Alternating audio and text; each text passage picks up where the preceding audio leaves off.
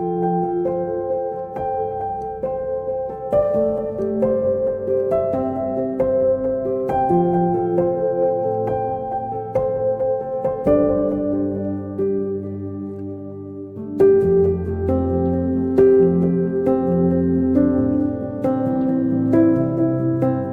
I'm in my 38th year of living, and I was in corporate until last November, and as we spend more time in corporate, we try and find ways where we can express ourselves. So a year and a half ago, we created Cycling Bears with Deborah, my co-founder and wife, and it's a bit of a journey that we have had, and it's growing.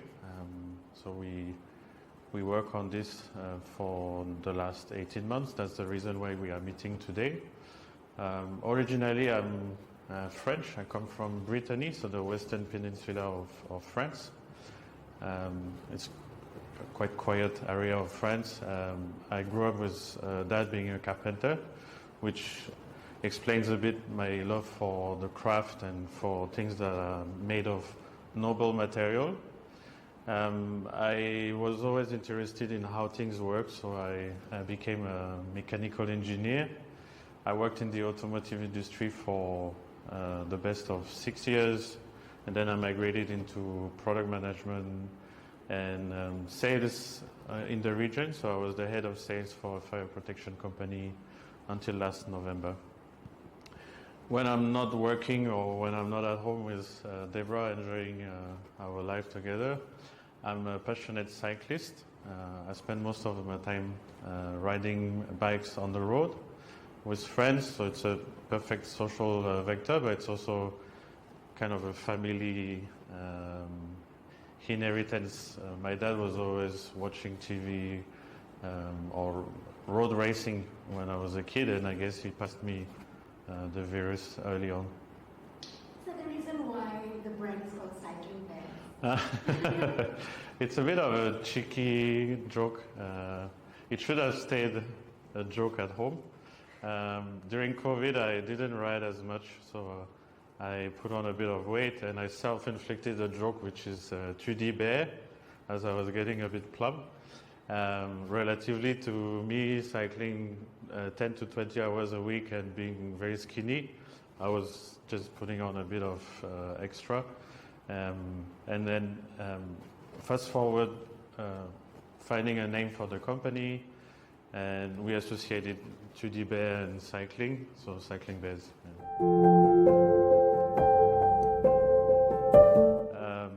So Cycling Bears, there are different things. It's never just one event. As I shared early on, so my dad is a carpenter, so I was drawn to, I would say, noble material. In that case, it was wood and craft of that very material.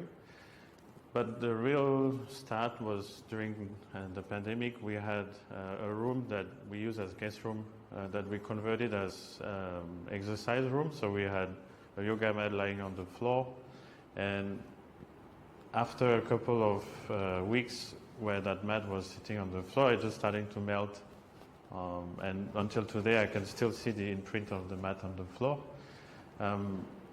From my corporate background, I was traveling a lot, and I always see the gym as kind of the room aside of what is otherwise a very nice effect of brand image from hotels. So the hospitality industry has a lot of codes around brand image, the palette of color that they use, everything is under control. And then you step into the gym area and it just doesn't look like it belongs. It's black and rubbery and similar to our yoga mat. After a while, the item starts to stick. So when you lift a dumbbell, then you will feel like you have to go and wash your hands.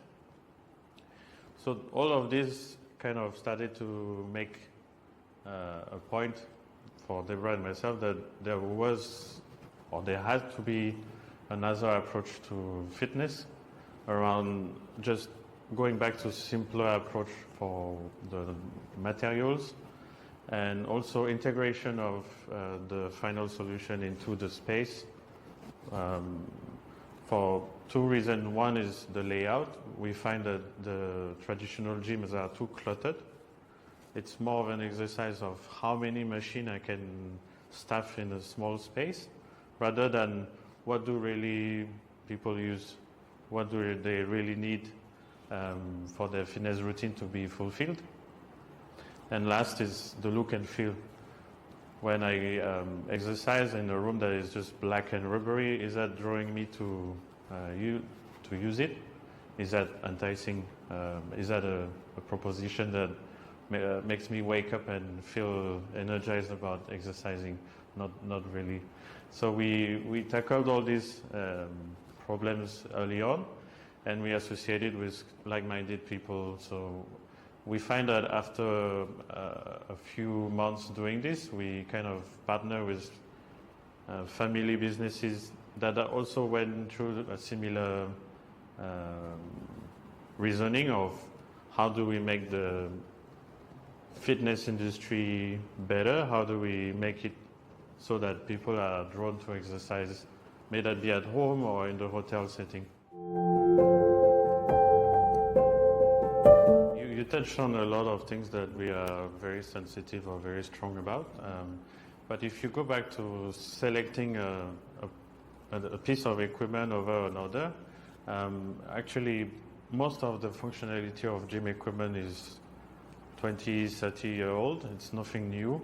What we try and achieve is make sure that if you were to step in our showroom and you come in with the expression of your need, which is revolving around your fitness routine, then we cater for that and that alone. So that's the first layer of selection. What do you need? Then we look at the space you have available for us to set that equipment or set it up, sorry. And the last piece is the look and feel to make sure it integrates well into the space. Just behind me, you see a selection of the wood essences that we offer to our clients, as well as the choices of leather. There's nothing around technology per se. We stay away from any planned obsolescence. So going back to your question around values, I would say that natural material, the full customization element here, but also staying away from any planned obsolescence. What does that mean? For any piece of cardio equipment especially, there is an element of monitoring of the effort. What is my heart rate? How long I have been, what's the elapsed time of effort? What's the distance I'm traveling? What's my pace? All of this element. We don't miss it, we capture it, but we don't have an embedded display on the equipment that would then drive a discussion of, oh, you need to replace the whole treadmill, for example, because the software within the display monitoring system is no longer supported. All of these questions we don't want to impose on our customers. We want to make sure the main hardware is lasting forever. The first one is hero products. We have a few that we love particularly, and our clients also love in return. So we have the bench and barbell set. Those are fantastic piece of craft with the combination of wood, stainless steel and leather, all in a very tight space, and that is very a compliment to the people at Pent for the manufacturing quality, and we can have a look later if you want. The detailed machining of each of those pieces just amazing.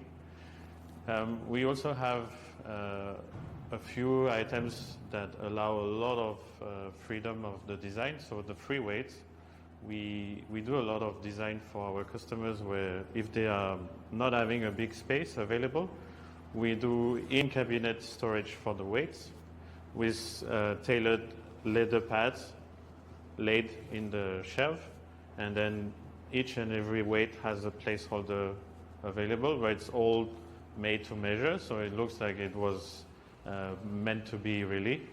So to your question, we enjoy every piece of engineering or design for our customers. That discussion of you actually have plenty of space, which they are a bit surprised because if you take a standard set, that would hamper the exercise pace. But if you start to look at creative ways to store the equipment in existing setup, then you look at the floor space differently because it's all available for you to lay your yoga mat, do your stretch routine, your mobility, and so they enjoy it even more. On your left here you have Scala, which is the wall bar. You have removable rungs like so. So it's not only just a wall bar equipment, but you have embedded weights between 2 kilo up to 6 kilo here that you can use for your exercise routine. On this stand, we display the individual weights. So you don't have to go full on for your fitness solution.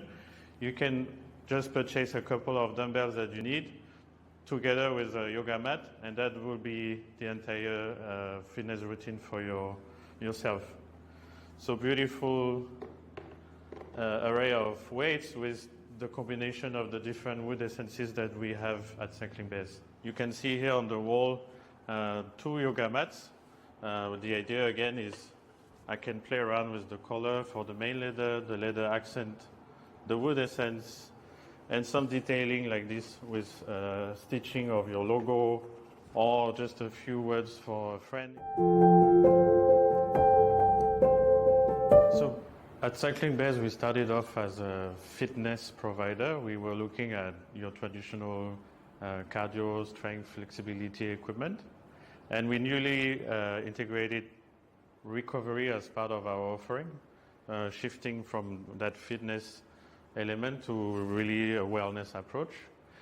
We have here the sun-lightened sauna. It's an infrared technology. So unlike the traditional sauna where the room is very hot and dry, this is powered with infrared panels. The infrared emission will trigger a stimulation of your body, and that's what will generate heat within your body itself. So unlike a traditional sauna, you can bring your laptop and your equipment with you. So if that's your way of enjoying sauna, you can actually bring your movies, your work, whatever you like. Over here you have the extreme opposite, so cold, either on a plunge or bath configuration. We work with Brass Monkey. The value added of this equipment is it can go as low as 0 degree. Not that I wish you'd necessarily go that low, but for all of the equipment that we create, we try and have something that will last longer. If I can go as low as 0 degree comfortably, it means at 5 degree or 8 degree that most of people are using, the equipment will not be struggling, will not be pushing itself. It will be very comfortably working, and I can be having this for a long time. It's not going to have a premature wear and tear. So the beauty of this equipment is you can jump in every day after exercise, before you go to bed. For anyone that has tried it, it's not pleasant at first. You need to overcome that fear of just something very cold. But the side effect is you just feel refreshed and reinvigorated. And before you go to work in the morning, you just feel like a new person. I'm standing on Nord Sprintbox. What is it? It's a curved manual treadmill. So that's a mouthful. The idea is there's no power outlet. There's no necessity for any external source of energy. You are the source of energy. The accent is on your posture. And if I'm standing up straight like this, I'm walking, and I'm having a normal conversation. There's no added noise. You don't even hear it. So I can be on the phone. I can be chatting with you. You don't even notice it. Then if I move my shoulder line forward, then I start to have to catch up. And I move naturally to a running position. The value added of this is there's a curve that brings the track closer to my feet. so I don't have that big impact on my joint, my feet, and you don't hear me run the way you would hear a traditional gym where you have that flat foot sound in the background at all time. There's about 30% more energy expenditure for this than a traditional treadmill equipment, simply because there is an accent of that posture. I have to keep my core engaged. Mentally, I also have to be switched on. And again, no planned obsolescence. So the screen you see here is actually no longer supplied with the equipment. We just have a minimalistic screen here that will be switching on as soon as you start with a dynamo system.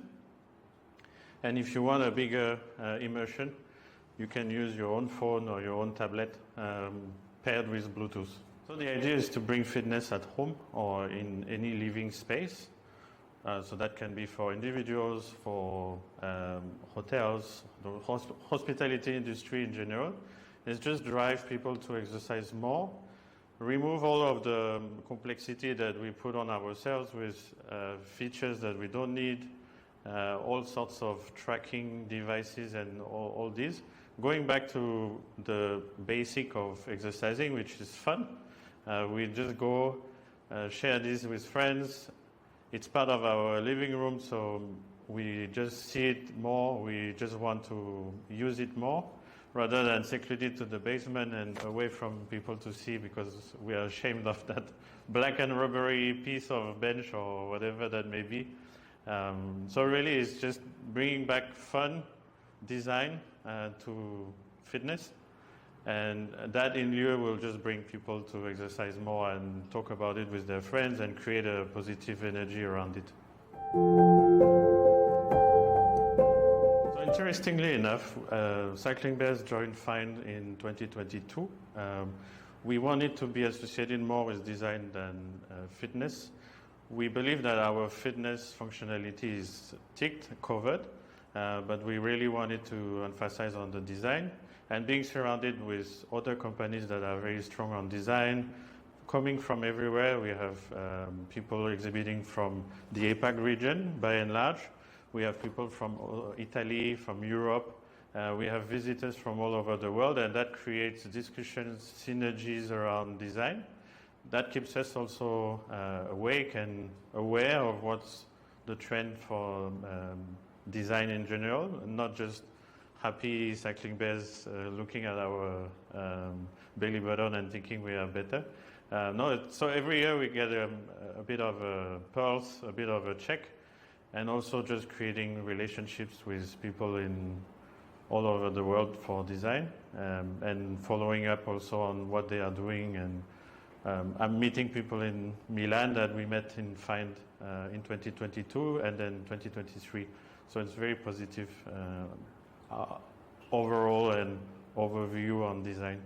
Hi, we are Cycling Bears. Come and join us at FIND between the 26th and 28th September 2024. Cheers.